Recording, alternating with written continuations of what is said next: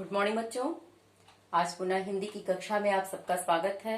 मैं उम्मीद करती हूँ कि जो कुछ भी आपको पढ़ाया गया है निश्चित रूप से आप उसका दोहराव कार्य भी कर रही होंगी और अपने कार्य पूर्ण कर रही होंगी। आज पुनः जो मैथिली शरणगुप्त की कविता कैकेयी का अनुताप हम पढ़ रहे थे उसके आगे का पद्यांश मैं पढ़ाऊंगी। मैथिली शरणगुप्त जो आपके जिनकी जीवन अवधि 1886 से सन 1964 ईस्वी तक थी, जिनकी महत्वपूर्ण रचनाएं भारत भारती, द्वापर, साकेत जिसको बताया जा चुका है, जिनकी भाषा काव्य की खड़ी बोली थी, गद्य और काव्य। तो अभी हम लोग क्या पढ़ रहे हैं? कैकेयी का अनुताप किससे लिया गया है? साकेत से। ये संकेत मैंने यहाँ लिख दिया है। 100 बार धन्य वह एक लाल की माई। कहाँ तक पढ़ना है? दया उसका विचार हो दयापूर्ण तब भी। यहाँ तक की कविता आज हम लोग पढ़ेंगे। इसकी व्याख्या ध्यान से देखिएगा, क्योंकि यदि व्याख्या आपको आती रहेगी तो इससे संबंधित जो भी प्रश्न आपको पूछे जाएंगे उसके उत्तर लिखने में आप सफल होंगी। तो बच्चों पहले कविता में पढ़ती हूँ, देखिएगा। 100 बार धन्य वह एक लाल की माई, जिस जननी ने है जना भरत सा भाई। सबसे पहले ये देखिए कि ये बात किसने और किसके संदर्भ में कही है। ये बात श्री राम ने भरत के संदर्भ में उस सभा में उपस्थित कैकेयी के लिए कहा है। ध्यान दीजिए, इस प्रसंग में श्री राम ने भरत के संदर्भ में कैकेयी के लिए इस शब्द का प्रयोग किया है। क्या कहा है कि 100 बार धन्य वह एक लाल की माई। लाल माने पुत्र। कौन कह रहा है? श्री राम। श्री राम कहते हैं उस सभा में उपस्थित सभी लोगों के बीच कि भरत जैसे भाई के रूप में पुत्र को जन्म देने वाली माँ कैकेयी धन्यवाद की पात्र है। यानी भरत जैसा भातृत्व प्रेम से परिपूर्ण, त्याग और समर्पण की भावनाओं से परिपूर्ण भरत जैसे भाई को पुत्र के रूप में जन्म देने वाली माँ कैकेयी धन्यवाद की पात्र है। उसकी जय करनी चाहिए। जिस जननी ने है जना भरत सा भाई, जना माने जन्म देना, जिस माता ने भरत जैसे भाई को पुत्र के रूप में जन्म दिया वह 100 बार धन्यवाद की पात्र है। पागल सी प्रभु के साथ सभा चिल्लाई। जब श्री राम ने अपने मुख से भरत के संदर्भ में ऐसे शब्दों का प्रयोग किया तो उनकी इस वाणी को सुनकर के उस सभा में उपस्थित सारे लोग माँ कैकेयी की धन्यवाद करने लगते हैं, उनकी जयकारा करने लगते हैं, क्योंकि उन्होंने भरत जैसे पुत्र को जन्म दिया। हाँ लाल उसे भी आज गवाया मैंने।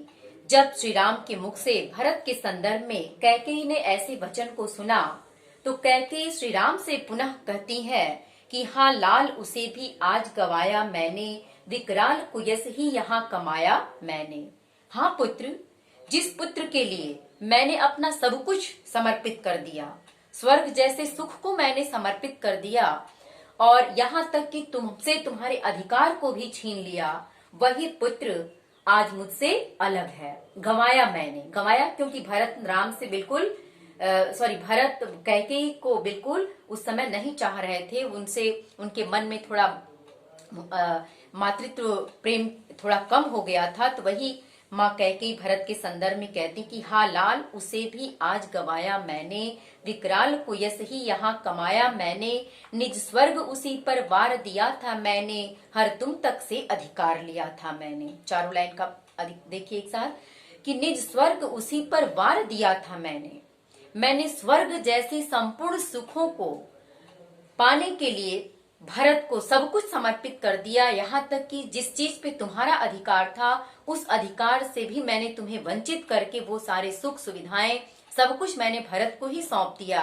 और वही भरत आज मुझसे अलग है, जिसे मैंने गंवा दिया। वो पुत्र आज मुझे बिल्कुल नहीं चाहता और इसके साथ साथ एक इतना बड़ा कुयस, इस संसार में अपयस की मैं भागीदारी भी बनी। यानी स्वर्ग जैसे सुख को मैंने समर्पित किया भरत के लिए, तुमसे तुम्हारे अधिकार को भी छीना। बदले में मुझे क्या मिला? मेरा पुत्र ही मुझसे अलग हो गया और इस संसार में मैं जिस जिस कुल में जन्म लेती रहूंगी हर कुल में मुझे कुयस की ही प्राप्ति होगी। मैंने इतना विकराल रूप धारण करके ऐसा कुकर्म कर डाला कि उस कुकर्म के चलते मुझे अपयस की ही प्राप्ति हुई। पर वही आज यह दीन हुआ रोता है, शंकित सबसे घृत हरिण तुल्य होता है। देखिए, जिस पुत्र के लिए, यहाँ ये बात कैकेयी कहती है भरत श्री राम से। कौन कह रहा है? कैकेयी श्री राम से कहती है कि पर वही आज यह दीन हुआ रोता है। हे पुत्र राम, जिस भरत जैसे पुत्र के लिए मैंने संसार के सारे सुखों को समर्पित किया, तुम्हारे अधिकार तक को छीन लिया, वही पुत्र इस सभा में दीनहीन होकर के विलाप करता हुआ, रुदन करता हुआ दुख की अवस्था में उपस्थित है, बैठा है। और संकित सबसे घृत हरिण तुल्य होता है। और मेरे भरत की स्थिति इस समय कैसी है? जैसे एक हिरण को कोई पकड़ लेता है, पकड़कर बांध लेता है, तो वह हिरण वहां सशंकित अवस्था में रहता है, जैसे क्योंकि कब उसका शिकार कर दिया जाएगा। अब यहाँ आपके मन में आएगा कि क्यों हिरण जैसा सशंकित भाव भरत के मन में है। तो जैसे यहाँ तुलना इसलिए मैथिली शरण गुप्त ने हिरण से की है भरत की, कि शंकित सबसे घृत हरिण तुल्य होता है। हरिण तुल्य, हरिण माने हिरण, तुल्य माने समान। जैसे एक हिरण को कोई पकड़कर कहीं बांध देता है, तो वो हिरण सबके प्रति सशंकित भाव से रहता है कि कहीं उसका शिकार न कर लिया जाए। ठीक उसी तरह से भरत उस सभा में सशंकित अवस्था में बैठे हैं।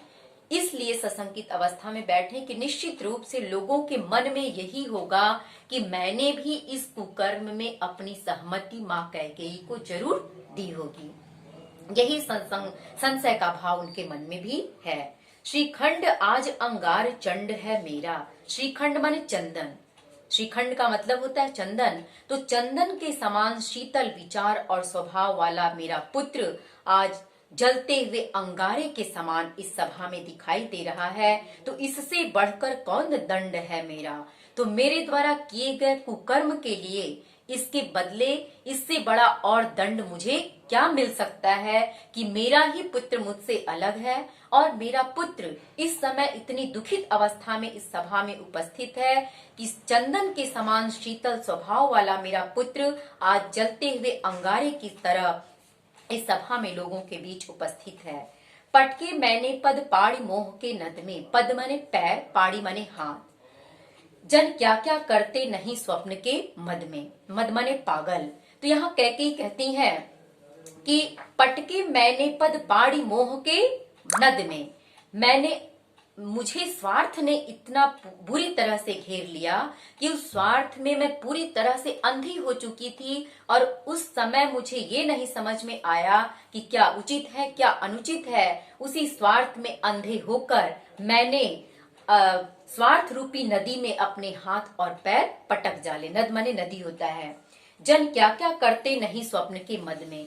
मेरे द्वारा किया गया यह कार्य तो बिल्कुल वैसा ही था जैसे कोई व्यक्ति पागलपन की अवस्था में या स्वप्न की अवस्था में कोई बुरा कर्म कर डालता है। या तो पागल होता है जिसका विवेक ही समाप्त हो जाता है, या कोई बुरा स्वप्न देखता है तो स्वप्न में वो न सोचने वाले कार्य को भी कर डालता है। तो मेरे द्वारा किया गया कुकर्म तो बिल्कुल एक पागल व्यक्ति के द्वारा किए गए कुकर्म के ही तरह था। या तो वो पागल की अवस्था हो या स्वप्न में किया गया कार्य हो।